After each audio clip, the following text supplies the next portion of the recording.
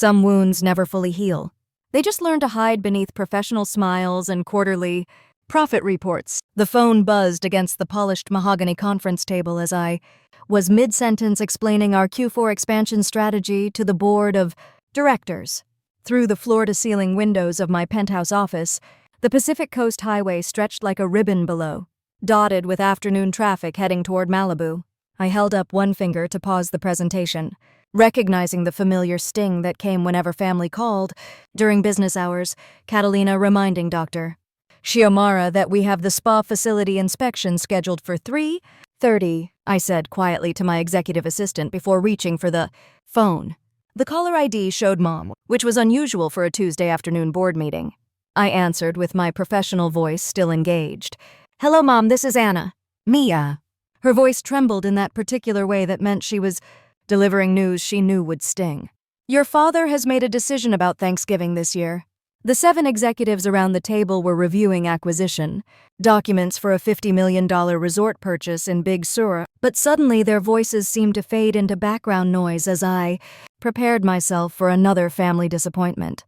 For 9 years I'd been Ana Valdez to them, the daughter who worked with computers and hadn't quite figured life out yet. They'd never asked what my computer work actually involved, or why I traveled constantly for conferences they assumed were just weekend getaways. A decision I repeated, watching a seagull glide past the window and knowing this conversation was about to prove once again how little my family understood about the woman I'd become. Yes, well, Lorenzo thought it would be best if this year we kept it to established family members only, you understand, right? People who have really made something of themselves. I understood perfectly. At 32, apparently I still didn't qualify as someone who had made something of herself. Not like my older brother Joaquin, who worked in corporate finance and had impressed everyone at last Christmas with talk of his year-end bonus. Not like his wife Valentina, who ran social media campaigns for a mid-tier marketing firm and posted constantly about their picture perfect life. Established family members, I repeated slowly, setting down my Mont Blanc pen. The irony wasn't lost on me that I was sitting in the executive suite of a hospitality empire worth $485 million, built over 9 years of 18-hour days and calculated risks that had paid off beyond my wildest dreams. Mom continued with her explanation, her voice gaining strength as she convinced herself this was the right decision. Joaquin found this incredible place, Playa Dorada Resort in Malibu, supposed to be very exclusive, 47 rooms right on the beach. He called it an investment in family image. You know how he is with these things. I did know how he was with these things. I also knew that Joaquin had been struggling financially lately, though he hid it well behind expensive suits and carefully curated LinkedIn posts. An investment in family image was exactly the kind of language he used when he was spending money he couldn't afford to maintain appearances. "Where exactly is this resort?" I asked, though I already knew the answer. My eyes drifted to the window where I could see the red tile roofs and infinity pools of Playa Dorada spread out below me like a miniature village. Right there in Malibu, beautiful ocean views, spa services, the works. Lorenzo is so excited. He keeps saying this will be a proper Thanksgiving. Just family members who have achieved something meaningful. The executives were getting restless, checking their phones and shuffling papers. The Big Sur acquisition needed approval today, and here I was getting excluded from Thanksgiving by people who had no idea they had chosen my own resort for their celebration. "That sounds lovely," I said, my voice steady despite the familiar ache in my chest. "I hope you all have a wonderful time."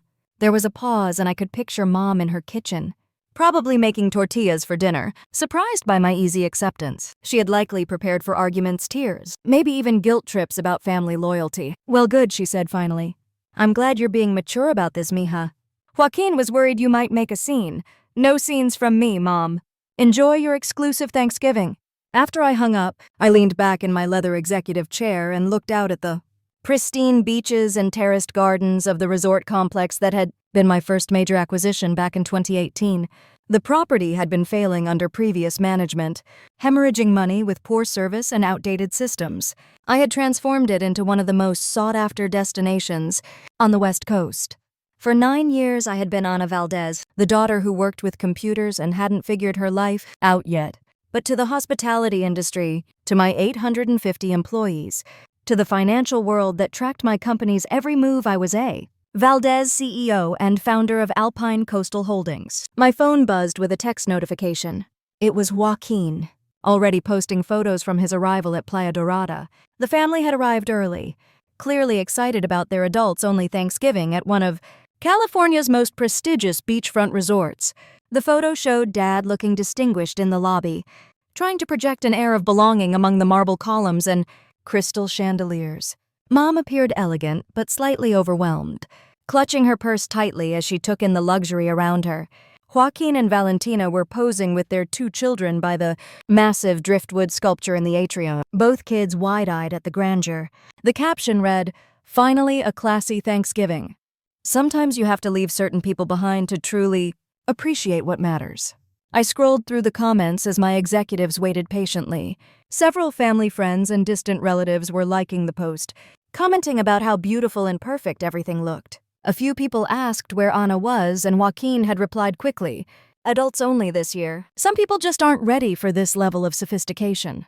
Catalina knocked softly on the conference room door. "Ms. Valdez, doctor. Xiomara is here for the 3:30 meeting." "Thank you, Catalina," I said, straightening in my chair. "Also, could you pull up the Valdez family reservation for me?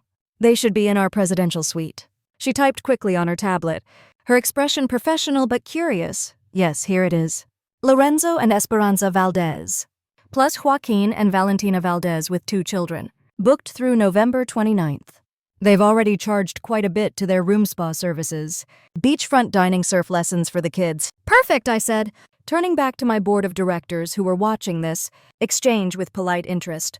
"Gentlemen, I apologize for the interruption. Now about the Big Sur acquisition." But even as I walked them through the financial projections and market analysis, part of my mind was already working on something else entirely. My family had excluded me because they thought I wasn't successful enough for their sophisticated celebration. They had chosen my own resort to make their point about achievement and worth. Perhaps it was time they learned what it felt like to be treated as less special than they believed they were. The sun was beginning to set over the Pacific as the board meeting concluded, casting golden light across the conference room where I had just approved the largest acquisition in my company's history. Through the windows, I could see tiny figures on the beach below, guests enjoying evening walks along the shoreline that belonged to me. Tomorrow would bring interesting possibilities. The next morning, I arrived at my office with a double espresso and a perverse curiosity about how my family was settling into their exclusive Thanksgiving retreat. I pulled up the security feed on my desktop monitor and watched Joaquin stride through the marble lobby like he owned the place. He was wearing his best navy suit, the Armani knockoff he'd bought for his promotion interview years ago, and speaking loudly into his phone about quarterly projections and client portfolios. The morning sun streamed through the resort's glass ceiling as he gestured broadly, making sure every guest in the vicinity could hear his important business conversation. "Careful with those bags," he told the porter who was handling their luggage with the same professional courtesy we showed all guests. "Those contain important documents for some major deals I'm working on." I watched him slip the young man a $5 bill like he was doing him a tremendous favor, then immediately launch into another phone call. This one sounded rehearsed, full of buzzwords about market volatility and strategic positioning that he delivered just loud enough for the elderly couple checking in beside him to overhear. Through the lobby cameras, I could see Dad dressed in his Sunday best, a charcoal gray suit that had seen better days but was pressed and clean. He stood straighter than usual, clearly trying to project an air of sophistication that felt foreign on his frame. Dad had built houses with his hands for 30 years before retiring, and no amount of expensive surroundings could hide the calluses or change the way he assessed every room for structural integrity rather than aesthetic beauty. Mom looked overwhelmed but determined, clutching her patent leather purse and asking the front desk staff detailed questions about the resort's operations. How many employees work here, she wanted to know. Who decides on the menu changes? What kind of training do you receive? The desk clerk, trained in our standard privacy protocols, smiled politely. The ownership prefers to maintain anonymity, ma'am.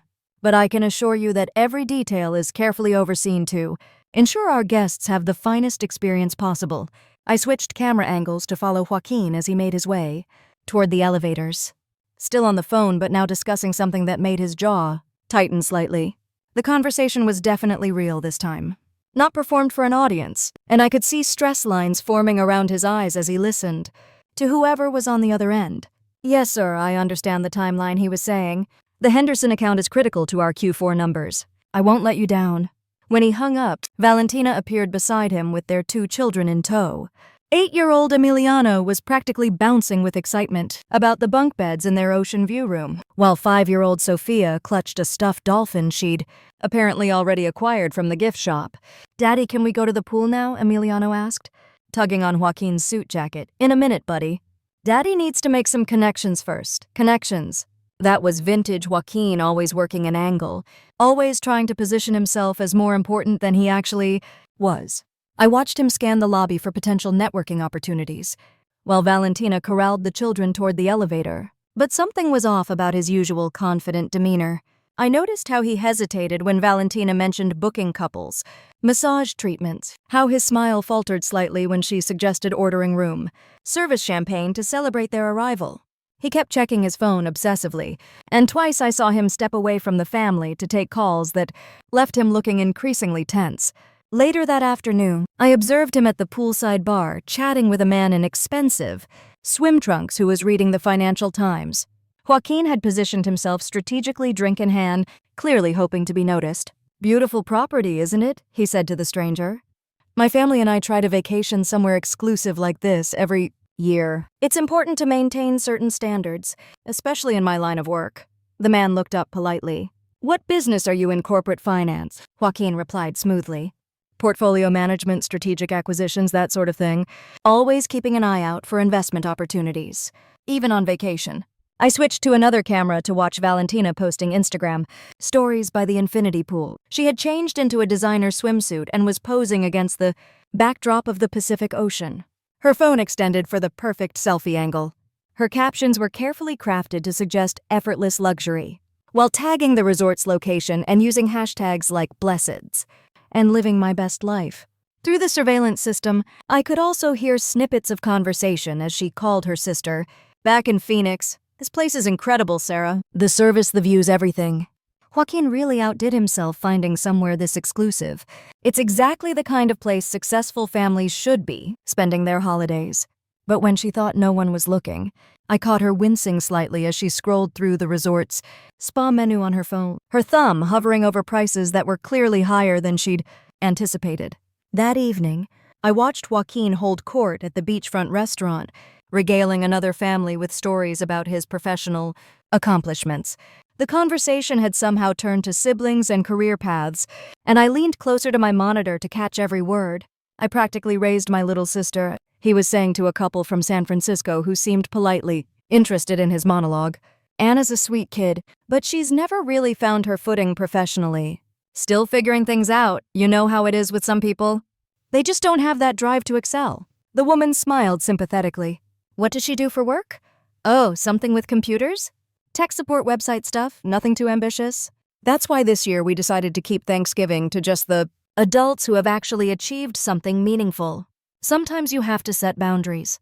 I felt a familiar sting in my chest, the same one I'd carried since childhood whenever Joaquin positioned himself as the family's success story and me as the cautionary tale.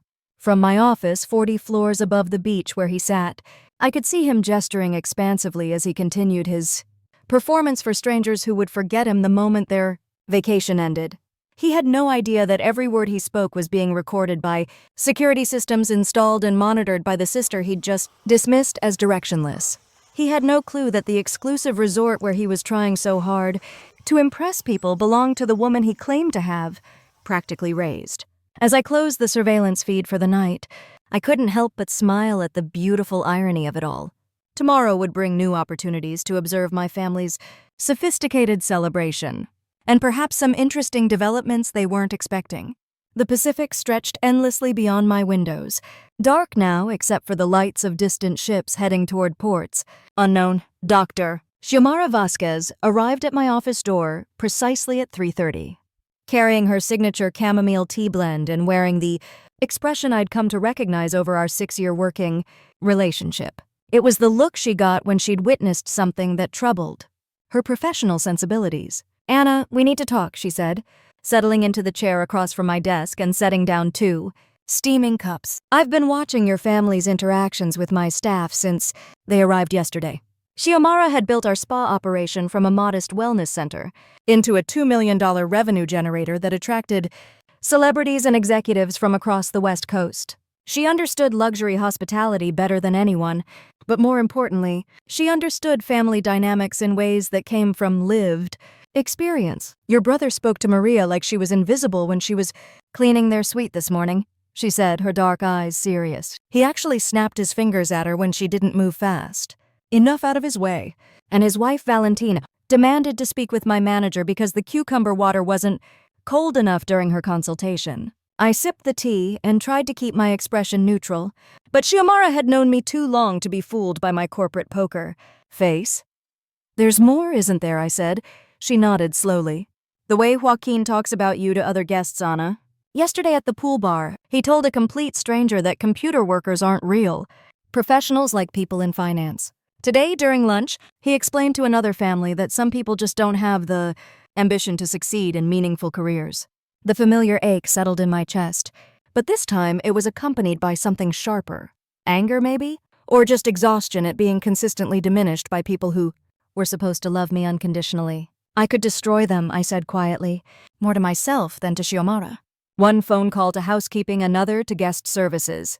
Have them treated like the ordinary guests they actually are instead of the VIPs they're pretending to be. Xiomara leaned back in her chair, studying my face with the same careful attention she used when developing treatment plans for her most challenging clients.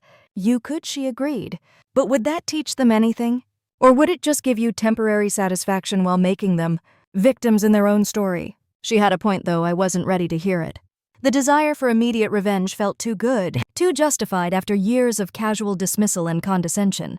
My father was a lot like Lorenzo, Xiomara continued, her voice taking on the gentle tone she used when sharing difficult truths. He came from Puebla with nothing but ambition and strong hands, built a construction business from the ground up, employed half our neighborhood at one point. When I told him I wanted to study holistic wellness and spa management, he laughed and said I should become a teacher or a nurse like other sensible women. I'd heard pieces of this story before, but never in this context, never as advice for dealing with my own family situation. It took him 15 years to visit my first spa location, she said. 15 years of me sending him articles about the business, photos of the facility, financial reports showing the revenue growth. He finally came when my mother insisted, and you know what changed his mind? What I asked, though, I suspected I knew the answer.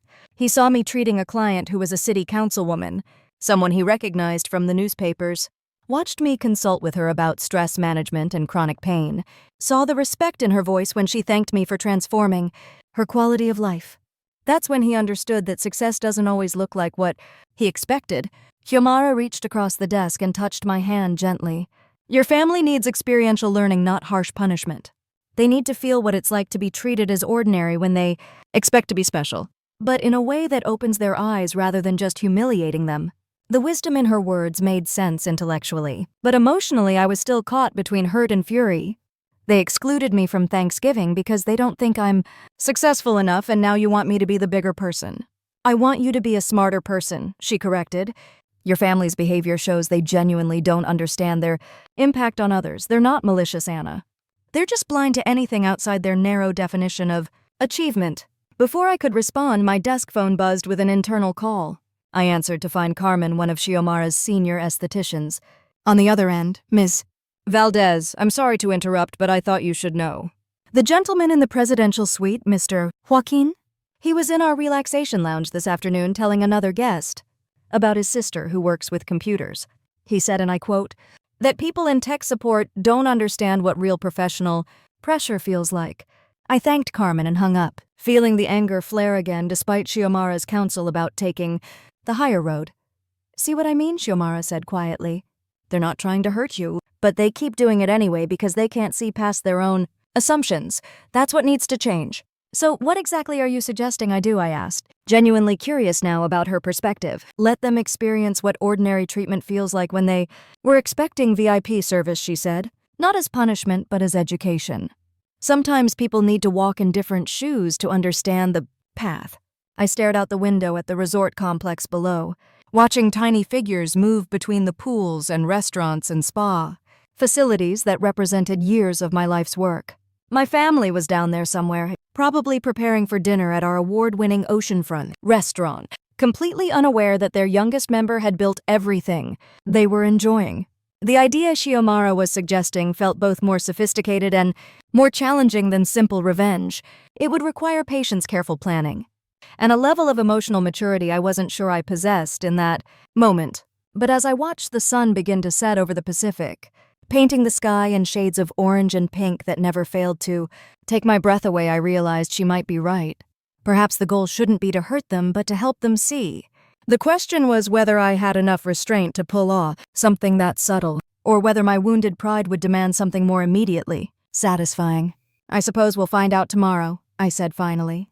And Shiomara smiled in a way that suggested she had confidence in my better angels even when I wasn't sure they existed. The phone rang just as Shiomara was gathering her teacups to leave, and I almost ignored it until I saw the familiar Phoenix area code on the caller ID. Tia Remedios never called during business hours unless something important was happening. "Tia," I said, switching to Spanish automatically as Shiomara paused at the door with a knowing smile. "Mija." Her voice carried that particular warmth that had been my refuge during countless childhood dramas. "I've been thinking about certain family members who might need some perspective lessons this Thanksgiving." Even at 68, Remedios had an uncanny ability to sense family trouble from hundreds of miles away. She'd been Dad's older sister, the one who'd raised him after their parents died, and she still treated all of us like we were teenagers who needed guidance. "What have you heard?" I asked, settling back in my chair as Shiomara quietly closed the door behind her. "Oh, mija, you know how these things travel. Your mother called her sister Carmen in Tucson, who mentioned her daughter Sophia, who told her friend whose cousin lives in Phoenix. The story gets around." I had to smile despite everything. The Mexican-American Family Communication Network was more efficient than any corporate information system I'd ever implemented. "They say Lorenzo decided you weren't established enough for this year's celebration," she continued, her voice taking on the slightly sharper edge she used when family members disappointed her. "Apparently, Joaquin found some fancy resort and convinced everyone that only successful people should attend." The irony wasn't lost on me that my own aunt was getting secondhand information about my exclusion from a celebration happening at my own property. "Yeah, it's fine," I said, though we both knew it wasn't. "They want a sophisticated Thanksgiving with people who've achieved something meaningful. I understand their perspective." "Ay, nieta," she said with a sound that was half laugh and half sigh. A grandmother's heart knows when her granddaughter is doing something special even when others are too proud to see it. Something in her tone made me sit up straighter. "What do you mean by that? I may be old, but I'm not blind, mija?" "I've been collecting newspaper clippings about innovations in the hospitality industry for the past few years. Articles about bilingual customer service system, about young entrepreneurs transforming struggling properties, about someone with your initials doing remarkable things in California." My heart started beating faster. "Tia, I never told anyone about my work." "You didn't have to tell me," she said gently. "A woman doesn't need to announce her success for family who truly love her to recognize it. I've been proud of you for years, Anna. I just waited for you to share when you were ready." The emotion in her voice nearly broke my professional composure entirely. For 9 years, I'd assumed I was completely invisible to my family, that none of them cared enough to pay attention to my actual life. "Your papa came from nothing in Guadalajara," she continued. "He built everything with his hands, so he only respects what he can touch and see. But buildings crumble, mija. What you built in people's hearts and through technology, that lasts forever." I stared out the window at the resort complex below, thinking about all the families who'd celebrated milestones here, all the memories created in spaces I'd carefully designed and curated. "Tia, would you consider coming to California for Thanksgiving?" I asked suddenly. "I think this year needs an elder's wisdom. Sometimes families need an outside voice to help them hear the truth." There was a pause, and I could almost hear her considering the logistics. Remedios lived modestly on Social Security and her small seamstress pension. Flying from Phoenix to Los Angeles wasn't something she could easily afford. "Let me arrange a first-class ticket for you," I offered. "It would mean everything to have you here." "Mia, that's very generous. But I can manage a regular ticket if you think my presence would help." "No arguments," I said firmly. "First class, and I'll have a car pick you up from LAX. If I'm going to have family visiting my resort, they're going to travel in style." "Your resort?" she repeated softly. And I realized my slip had revealed more than I'd intended. "Tia, there are some things I haven't shared with the family yet," I said carefully. I figured as much, she replied with warmth in her voice. But Anna, there's something else you should know. Last month, Joaquin offered to pay for me to move into one of those expensive, assisted living places in Scottsdale. Very fancy, very costly, very much about appearing generous to anyone who might be watching. What did you tell him? I asked. I told him thank you, but no. The real family takes care of each other when the time comes. And I know who in this family understands that responsibility. It isn't the person who makes the biggest show of offering help. Her words hit me harder than I'd expected. While I'd been building my business empire and feeling sorry for myself about family recognition, Tia Remedios had been quietly observing, quietly understanding, quietly believing in me even when I didn't believe in myself. How soon can you be here? I asked.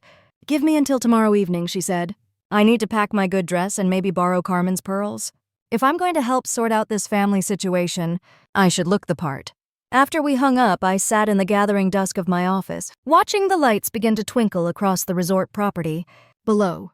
For the first time since Mom's call yesterday, I felt like I wasn't facing this situation completely alone.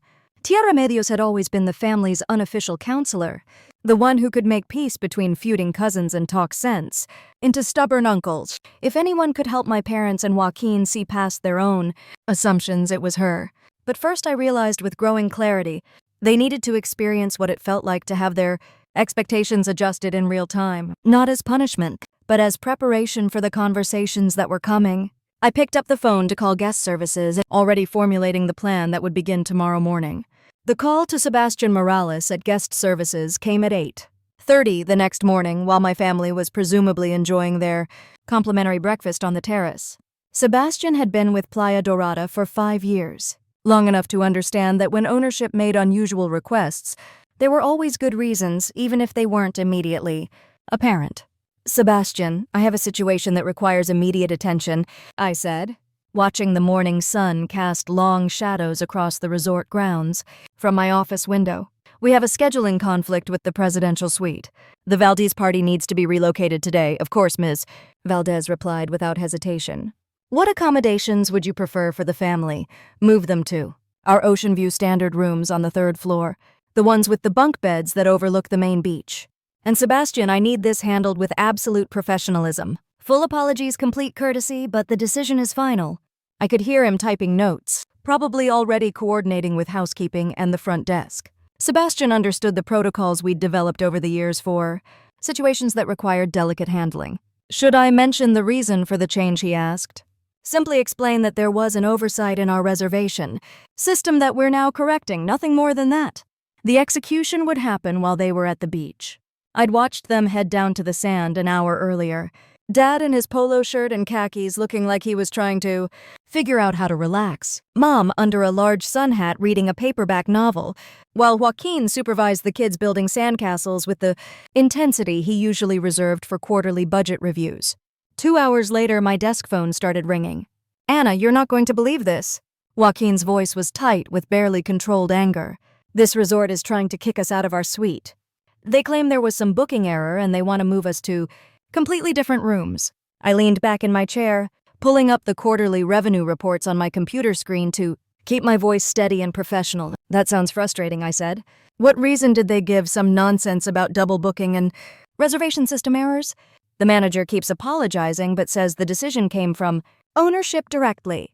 Can you believe that some faceless owner apparently thinks their booking is more important than our family vacation?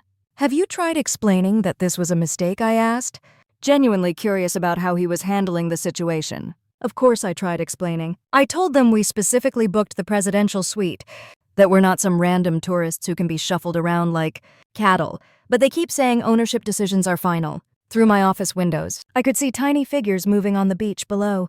My security cameras would show the full scene, but from this height, the people looked like pieces in a board game I was moving around at. Will, what did the new rooms look like? I asked. That's not the point, Anna. We didn't pay for standard rooms. We paid for luxury accommodations, and they're treating us like ordinary guests. The phone rang again before I could respond to Joaquin. This time it was Mom, her voice carrying a different kind of concern than my brother's. Outrage. Mija, something strange is happening here, she said. They moved us to different rooms, which is disappointing. But the staff keeps asking if we know someone named A. Valdez. They seem very interested in any connection we might have to that name. My heart rate picked up slightly. What did you tell them? We said we didn't know anyone by that name. Of course, but Anna A. Valdez, those could be your initials. And the way the staff acts when they mention ownership, it's like they're following very specific orders from someone important. Mom had always been more observant than the rest of the family gave her credit for. 30 years of teaching elementary school had made her expert at reading between the lines of what people actually said versus what they meant. That's an interesting coincidence, I said carefully. How are the new rooms? Actually, they're lovely. The children are thrilled with the bunk beds, and the ocean view might actually be better than what we had before. It's just the principle of the thing you know. Your father is embarrassed about being moved, and Joaquin is furious about the whole situation. I could picture Dad's discomfort perfectly. He'd grown up with nothing and spent his entire adult life working to provide better for his family. Being downgraded at a luxury resort would feel like a personal failure, a sign that maybe he didn't belong in spaces like this after all. The guilt hit me harder than I'd expected. This wasn't just about teaching Joaquin a lesson about humility. I was affecting people I loved, people who'd worked hard their whole lives and deserved to enjoy their vacation without unnecessary stress. But before I could second-guess myself completely, my phone buzzed with a text from Valentina. She'd posted an Instagram story showing their new room, and surprisingly, the tone wasn't entirely negative. The kids love the bunk beds, and the view is actually incredible. She'd written, maybe everything happens for a reason. Sebastian called me an hour later with an update. The family has settled into their new accommodations, he reported. The children seemed very happy, and Mrs. Valdez complimented our housekeeping staff. Mr. Joaquin was initially upset, but he's currently at the pool bar talking with other guests about the situation. What's he saying, I asked?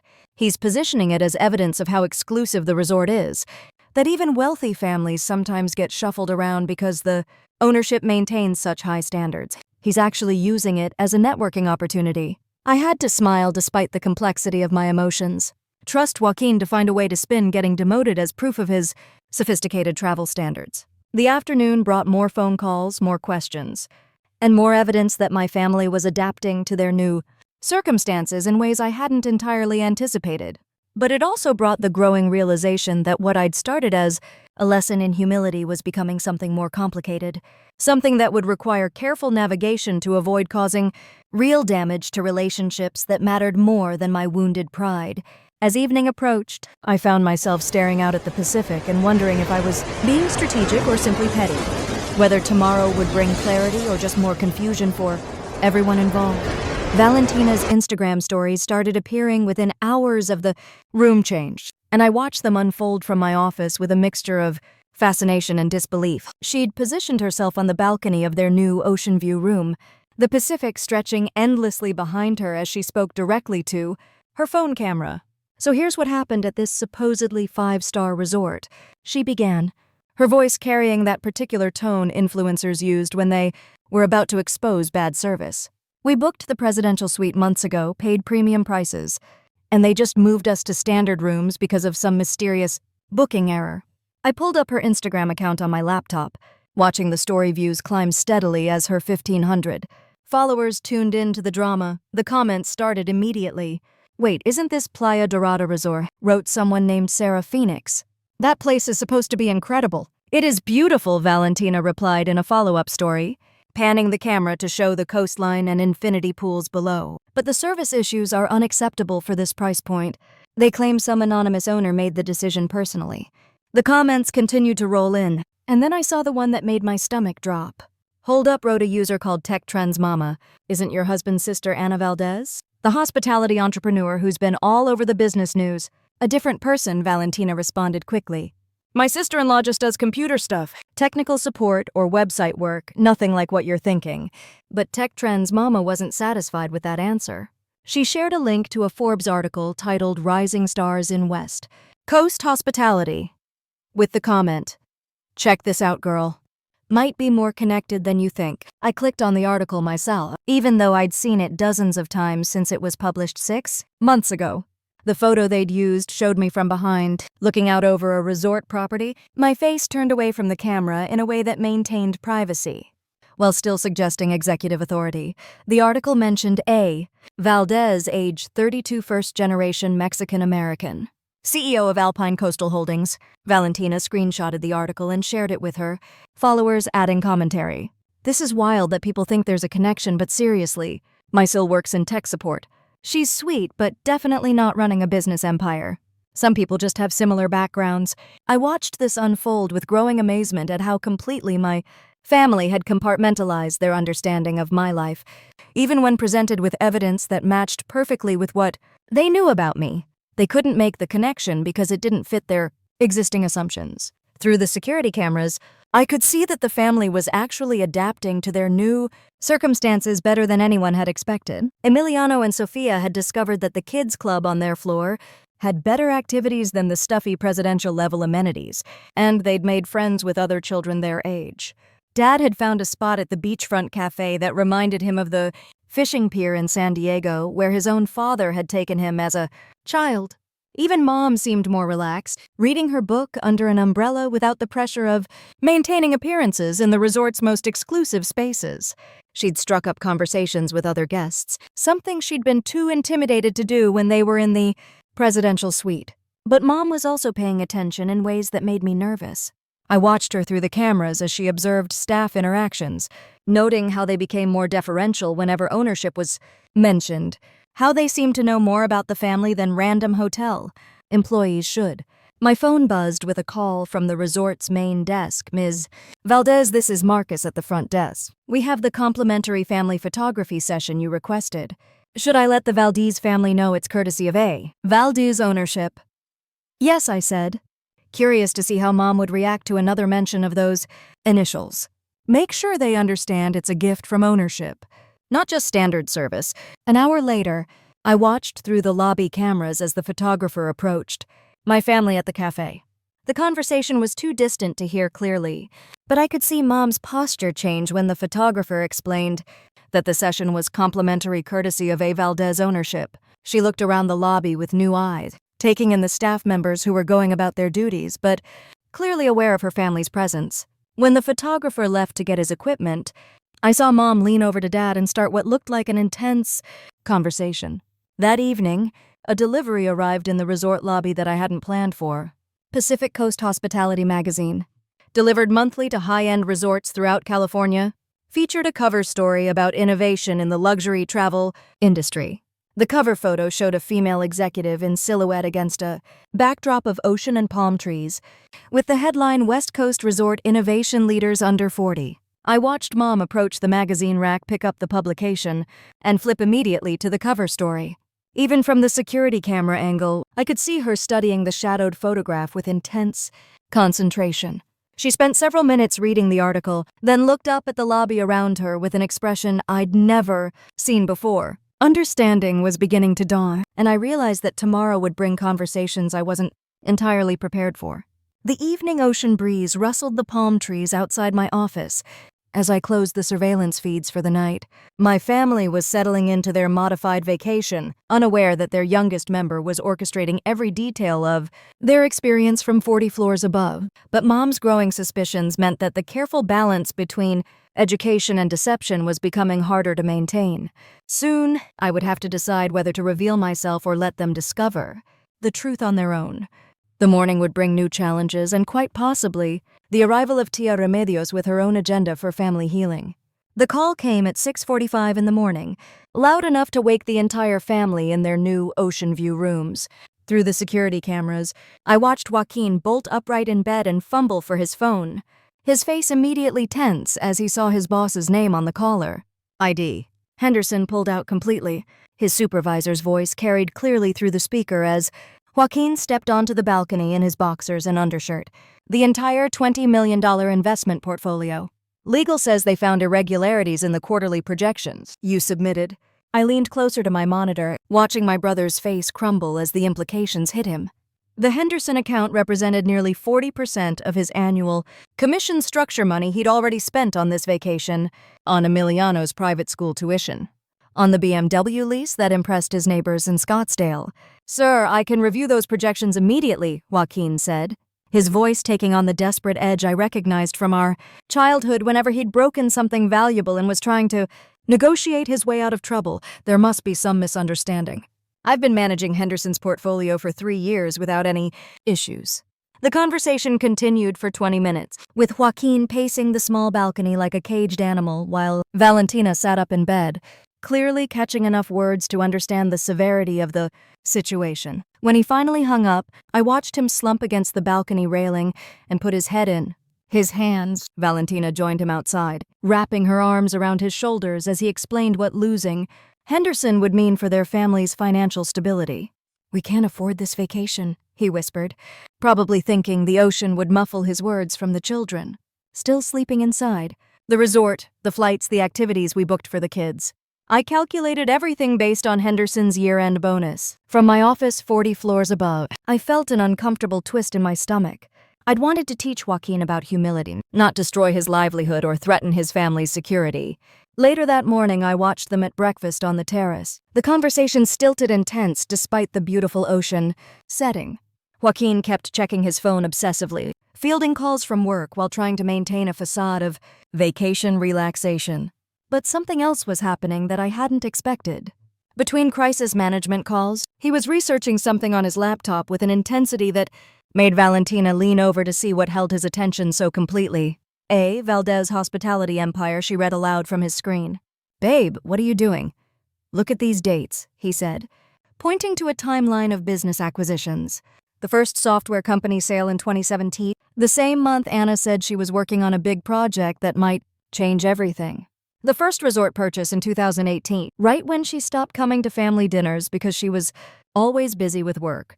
Valentina studied the screen more carefully, and I could see the moment recognition began to dawn in her expression. The business address is in Los Angeles. The executive profile mentions bilingual software development and first-generation immigrant success stories.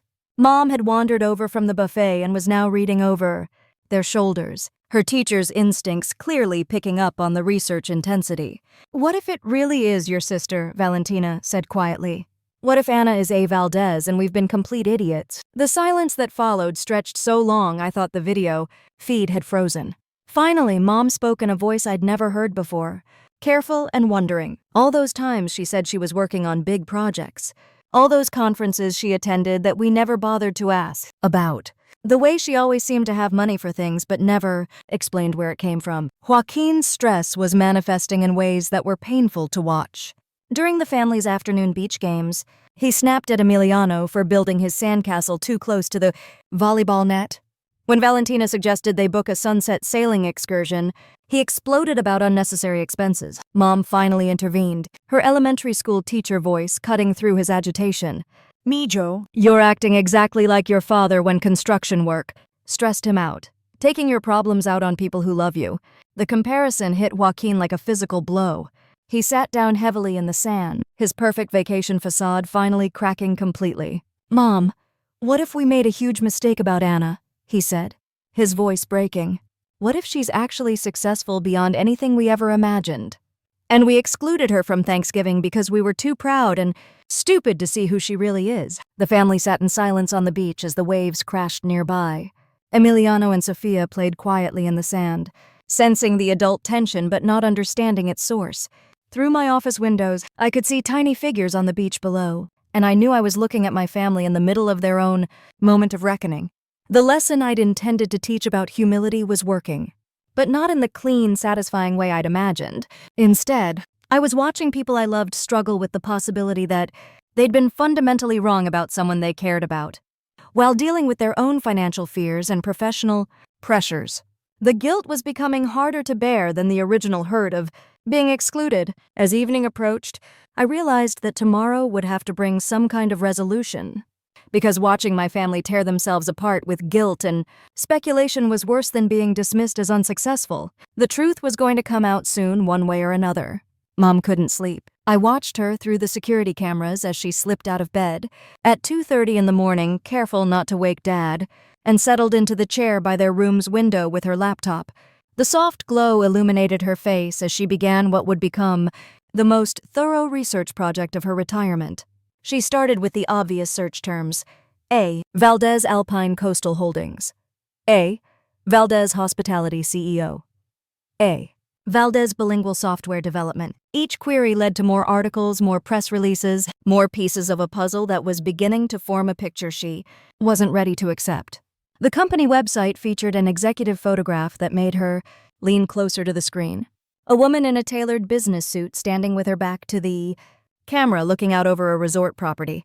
The face was turned away, but something about the posture, the way she held her shoulders, the familiar gesture of tucking hair behind her ear, made Mom's breath catch. She scrolled through press releases that mentioned first generation, immigrant success stories, bilingual innovation in hospitality technology, a 32-year-old CEO who had revolutionized how luxury resorts served diverse clientele.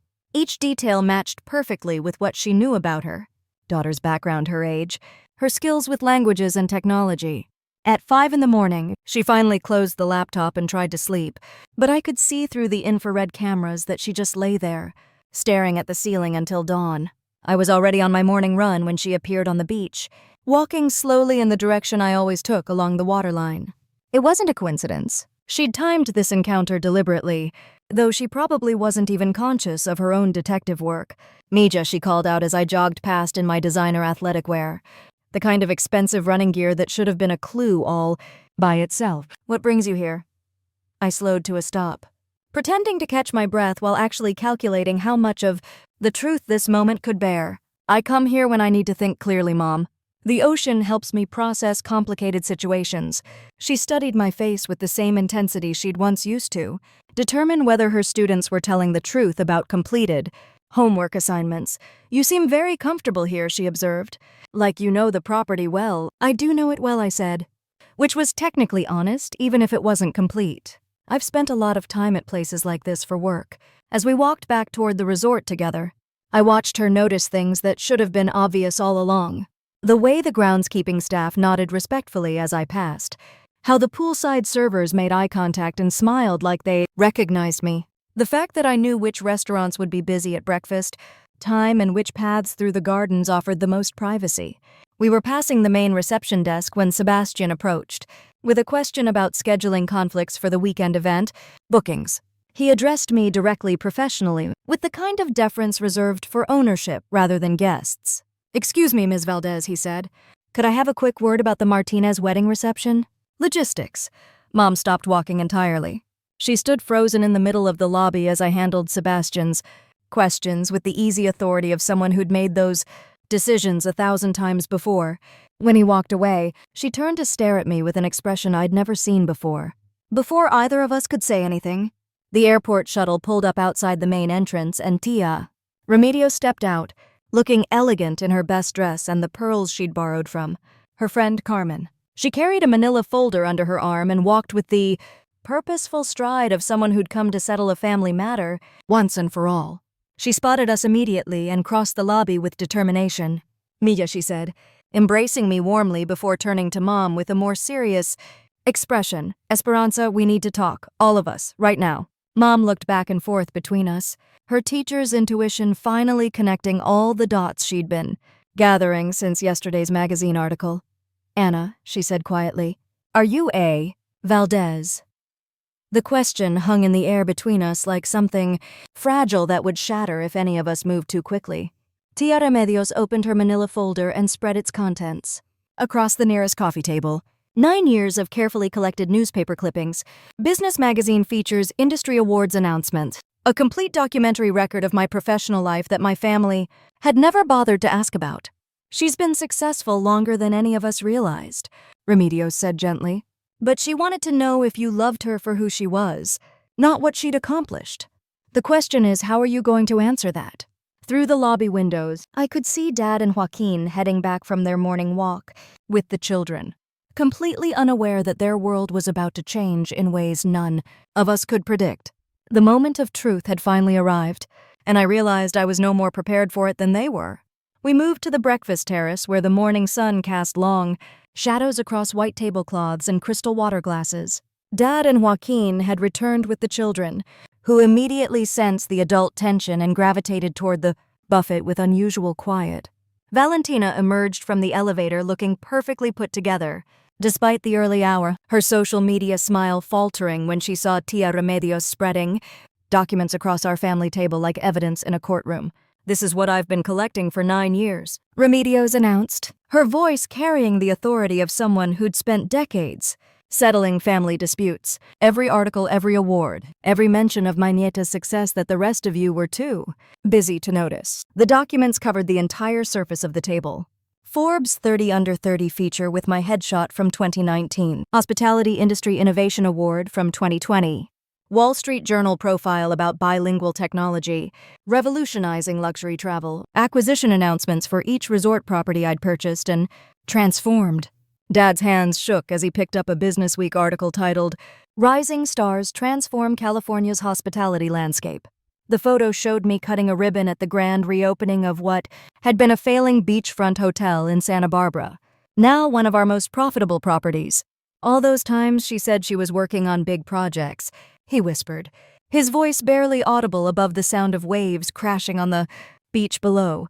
We never asked for details, we never wanted to know. Mom sat down heavily, staring at a press release about my company's $50 million acquisition of a distressed resort in Big Sur just 6 months ago. The same amount Joaquin made in annual revenue at his finance firm, accomplished in a single business transaction. Joaquin was reading a different article, his face growing pale as he absorbed the timeline of my success. The first software company sale happened right after Christmas 2017, he said slowly. You came to dinner that January and tried to tell us about some big opportunity, and I interrupted to talk about my promotion. I remember that dinner, Valentina added quietly. You seemed so excited about something. But we were all focused on Joaquin's bonus announcement. The evidence kept mounting. Industry leadership awards, speaking engagements at major conferences, profiles in publications I'd never mentioned because my family had made it clear they weren't interested in my work beyond its basic function of paying my bills. Remedios finally looked directly at Mom, her expression both loving and stern. Esperanza, you raised a daughter who built an empire while you thought she was struggling to find her direction. The question you need to answer is why you couldn't see what was right in front of you. The silence stretched until it became unbearable. Even the children had stopped chattering at the buffet, sensing that something momentous was happening at the adult table. Anna, Mom said finally, her teacher's voice cutting through the morning air. Are you a Valdez? The ocean waves crashed against the beach below us, filling the pause with white noise that seemed to amplify rather than muffle the tension. I looked around the table at faces I'd known my entire life, people who'd shaped me and hurt me and loved me in ways they didn't even understand. I said. The explosion was immediate. Joaquin stood so abruptly, his chair tipped backward. This whole time, he said, his voice rising with each word. This whole time you let us look like complete fools. You own this place. You've been watching us manipulating our vacation, moving us around like chess pieces. Valentina buried her face in her hands. Oh my God, my Instagram post. I've been complaining about service issues at your resort to 1,500 followers. I called you unsuccessful. I said you just do computer support. Dad hadn't moved, still staring at the documents spread before him like artifacts from a life he'd never bothered to understand. The resort we're staying at. The one Joaquin found and said was so exclusive. It's yours. I started with bilingual customer service software in 2015, I said, my voice steadier than I felt. Hotels and resorts were losing money because they couldn't properly serve Latino guests. I built technology that solved that problem, then expanded into full hospitality management systems. The first resort I bought was failing because of poor operations and outdated guest services. My voice started to break as 9 years of hidden hurt, finally, found words. I wanted to tell you about every success, every milestone, every moment I felt proud of what I was building. But every family gathering, you introduced Joaquin as your successful son in finance and me as the daughter still figuring things out. The tears came, despite my attempts to maintain composure. I wanted to know if Anna the person was enough for this family, or if only Anna the CEO would earn a seat at your Thanksgiving table. So when you excluded me for not being established enough, I thought maybe you should experience what it feels like to have your expectations adjusted by someone you underestimated. Emiliano appeared at my elbow, his 8-year-old face serious with concern. Tia Anna, why are you crying? Did we do something wrong? His innocent question shattered whatever was left of my professional facade. I pulled him close, breathing in the scent of sunscreen and ocean salt in his hair. and realized that all my careful lessons about humility and recognition meant nothing compared to the simple fact that this little boy loved me unconditionally, success or no success. The morning sun climbed higher over the Pacific, and my family sat surrounded by evidence of a life they'd never bothered to discover, finally understanding that their Thanksgiving exclusion had been orchestrated by the person they'd deemed not worthy of inclusion. But understanding and forgiveness, I was beginning to realize, were two entirely different things. That evening, Sebastian personally escorted us to Marea Luna, the beachfront restaurant that had become the crown jewel of Playa Dorada's dining program. I'd designed every detail of the space myself, from the curved glass walls that provided unobstructed ocean views to the circular tables that encouraged intimate conversation rather than formal hierarchies. Our table overlooked the Pacific as the sun began its descent toward the horizon, painting the sky in shades of coral and gold that never failed to take my breath away. Sebastian moved with the practiced grace of someone who understood that this dinner represented more than just a meal, explaining each course as a gift from ownership, while my family slowly adjusted to the reality of who I actually was. The children broke the ice as they always do. Emiliano was fascinated by the open kitchen design that allowed diners to watch the chef's work, while Sofia delighted in the bread service that included warm tortillas made fresh every hour in homage to our family's Mexican heritage. Dad finally spoke as Sebastian poured horchata into handcrafted glasses. To my daughter, he said, raising his glass with hands that trembled slightly from emotion rather than age, who built an empire while I was too stubborn to see what was right in front of me. The apologies came slowly, each one carrying years of accumulated misunderstanding. Anna, I spent so much time trying to prove I was successful that I never bothered to recognize different kinds of success, Joaquin said, his corporate confidence replaced by something more honest and vulnerable. I made assumptions about your work because it didn't look like mine, and I was wrong, completely wrong. Valentina's apology focused on her social media obsession, the way she'd curated a perfect life online while missing the real achievements happening around her. I was so focused on looking successful that I couldn't celebrate someone who actually was, she admitted. I'm embarrassed by everything I posted, but more than that, I'm sorry I never asked you about your real work. Mom's response cut deepest because it acknowledged her role as the family's emotional center. I failed as a mother by not protecting you from our biases, she said quietly. I should have seen your hurt when we dismissed your achievements. I should have asked more questions and made fewer assumptions. Just as the main courses arrived, Dr. Shamara appeared at our table, invited as my surprise guest to share her own story of family reconciliation. She'd changed from her professional spa attire into an elegant dress that made her look more like a successful entrepreneur than an employee, which was exactly the point I hoped my family would understand. My father didn't visit my first spa until I'd been in business for 15 years, she told them, accepting a glass of wine from Sebastian. He finally came when he realized that his construction workers' wives were clients of mine, that I was helping people he respected deal with stress and pain in ways his generation never understood. Her story provided context for our own situation, showing my family that their blindness wasn't unique but also wasn't permanent if they chose to change. Tia Remedios, who'd been quietly observing the conversations with the wisdom of someone who'd mediated family conflicts for decades, finally offered her own toast. To families who choose growth over pride, she said, and to nighters who are patient enough to teach rather than abandon, the people who love them. After dinner, we walked along the beach as the last light faded from the sky. The children ran ahead, collecting shells and chasing waves while the adults moved more, slowly processing the emotional weight of the evening. Tia Anna, are you happy you have such a big business? Emiliano asked as we paused to watch him examine a piece of sea glass. I'm happy I have a family who finally sees all of me, I replied, realizing the truth of that statement as I spoke it. Sofia tugged on my hand with 5-year-old directness. Can we come back here next year? Dad answered before I could. If your tia wants us, this will be our new tradition. Every Thanksgiving right here at Playa Dorada. As we walked back toward the resort, I reflected on the lessons we'd all learned. Some things can only be understood through experience.